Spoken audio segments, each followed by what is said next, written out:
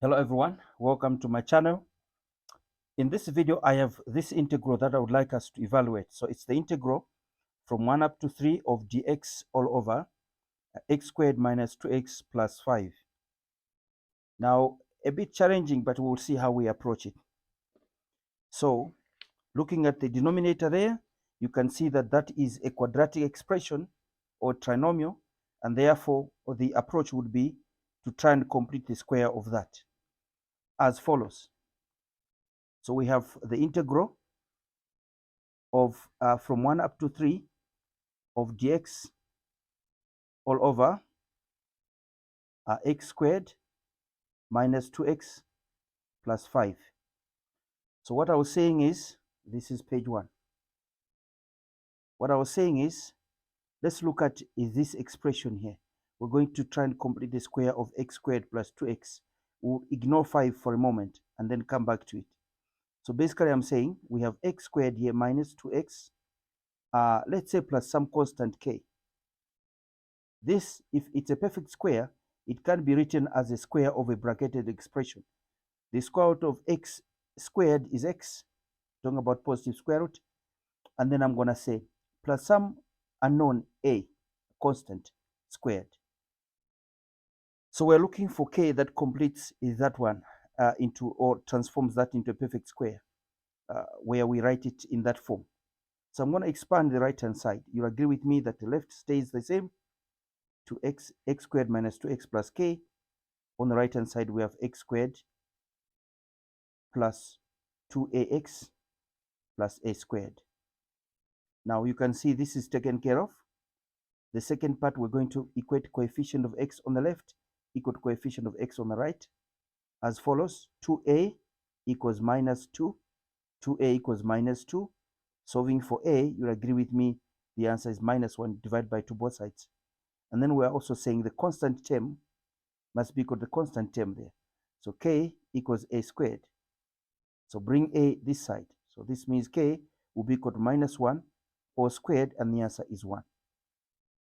So basically we are saying now, therefore, x squared minus 2x plus, remember k is 1, plus 1. This can be written as x, remember a is minus. So we take minus 1, put it here, a is minus 1. And we're saying all squared. Right, so this integral then can be transformed as follows. It's the integral from 1 up to 3 of dx. In the denominator, I'm now going to have, watch this, x squared minus 2x plus 1, but I have 5 there, so I'm going to have to say plus 4. But this is the same as the integral from 1 up to 3 dx all over. Watch how I'm going to change now this integral. That part there will be transformed into that part. So I'm going to have x minus 1 all squared, but I have to say plus 4. Fantastic. Now, looking at this expression, I need to have a 1 here. And therefore, I'm going to force this to have a common factor of 4, and I factorize it as follows. Taking us to page 2. Page 2. Your guess is correct. We're going to use trig substitution, basically. Tan substitution to be specific. But now, what am I saying? And what I'm saying is, so what I'm saying now is, we're going to rewrite that and say that integral is equal to, watch what I'm going to do, the integral from 1 up to 3 of dx in the numerator. In the denominator, we're going to force 4 to be the common factor. 4 into that expression, it will be x minus 1 all squared all over 4 plus 1. Remember, 4 into 4 is 1. Right, now this 4 is dividing, I can take it out. So this is 1 over 4 times the integral from 1 up to 3 of dx all over. Watch how I'm going to transform that. I'm going to write it as x minus 1 all over 2, and I square the whole thing like that, and then plus 1. There you have it. Now, of course, if you expand, remove these brackets, you're going to get back to that expression there. Now, at this stage, I'm going to let this expression be equal to tan theta. So let tan theta be equal to x minus 1 all over 2. Fantastic. Now from here, I need to work out the value of theta because I'm going to have to change the limits of integration. So from here, the first equation we obtain from here is that theta is equal to the arctan or tan inverse of x minus 1 all over 2. Now let's work out the limits. As x approaches 1, the lower limit, theta must approach tan inverse of, remember, substituting 1 there, so 1 minus 1 all over 2. You agree with me that this is exactly equal to tan inverse of 0, because that's 0 over 2 is 0, and that is 0. So the lower limit is 0 now. And then we're going to say, and as x approaches 3, the upper limit, theta must approach, we're taking 3, we're putting there, tan inverse of 3 minus 1 all over 2. And this is tan inverse of 1, because you remember 3 minus 1 is 2 over 2 is 1. And what is tan inverse of 1? You'll agree with me that tan inverse of 1 is pi by 4. So the upper limit now is pi by 4. So that's the first part. And then the second part now, I'm going to have to differentiate both sides with respect to, or if you like, differentiate theta with respect to x. So, but remember there is tangent there. So we have to use chain rule there now. As follows, page 3. The second equation we're obtaining from there is as follows. So now I'm saying this equation here, we have to differentiate both sides. Differentiate theta with respect to x and also on the right hand side. But for us to do that, we have to get rid of these 2. So I'm going to have to multiply by 2 and then perform differentiation as follows. So basically I'm saying 2 tan theta will be equal to x minus 1. There. Multiply by 2 both sides. 2 tan theta equals x minus 1. Then now I'm going to say derivative with respect to x of 2 tan theta. The answer must be equal to derivative with respect to x of x minus 1. Fantastic. Now on the left, 2 is a constant. So 2 times derivative of tangent is sec squared. Sec squared theta, and then I'm going to say d theta dx.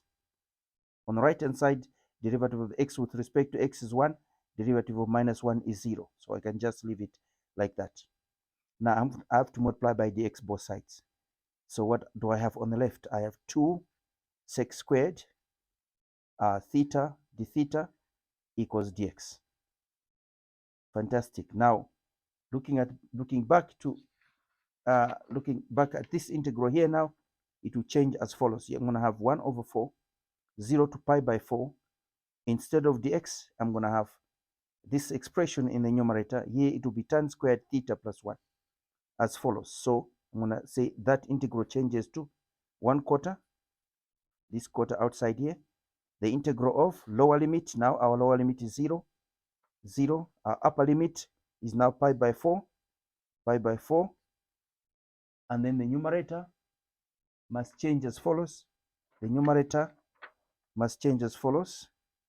Instead of having dx, what is dx equal to? This expression, 2 sec squared theta d theta. In the denominator, I'm going to have tan squared theta there plus 1. Remember, this expression is tan theta. So tan squared theta plus 1.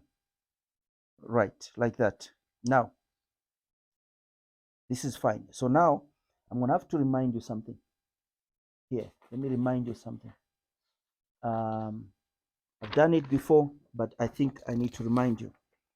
When you look at tan squared theta, taking you back to sine squared of theta plus cos squared of theta equals 1. If you divide both sides here by cos squared of theta, you're going to have you're going to have sine squared of theta over cos squared of theta. Term-wise division, cos squared of theta over cos squared of theta. Cos squared of theta will be equal to 1 over cos squared of theta. This is assuming that cos squared of theta is not equal to 0. Cos squared of theta is not equal to 0.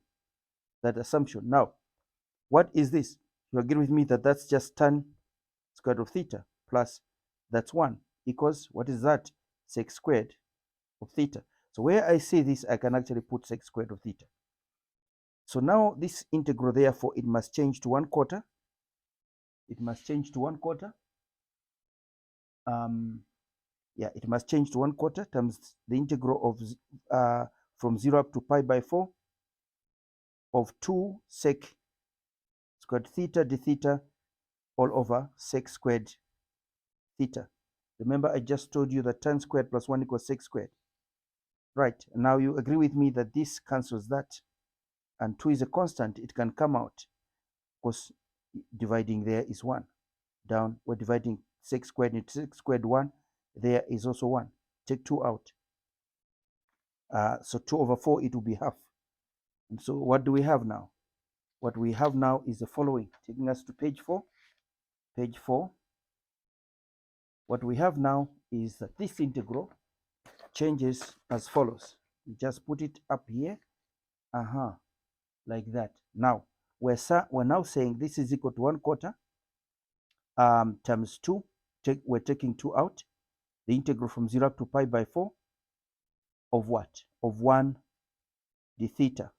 Remember, this is just the same as theta plus theta to the power 0. And then we add 1, we divide. So you'll agree with me that this is just half of theta. But we're evaluating this integral from 0 up to pi by 4. Like so. Now, let's substitute. This is 1 over 2. What are we saying? Pi by 4 minus 0. Put pi by 4 here and put 0 there. This is what you have. And what is our final solution? This is half of pi by 4. And yes, the answer is pi by 8. That's the final solution to our integral. A little bit more involving, but yeah, nothing strange. We understand that whenever we have a denominator that is a quadratic function, a trinomial like this, completing the square would be the approach, and therefore you would decide whether you must use tan substitution or sine substitution, whatever the case may be. In this case, we used tan substitution. All right, so this is the final solution. Tell me what you think about this integral. Was it easy, straightforward? Do you have other techniques that you can employ to solve this integral? I'll be interested to hear from you. All right, see you in the next one.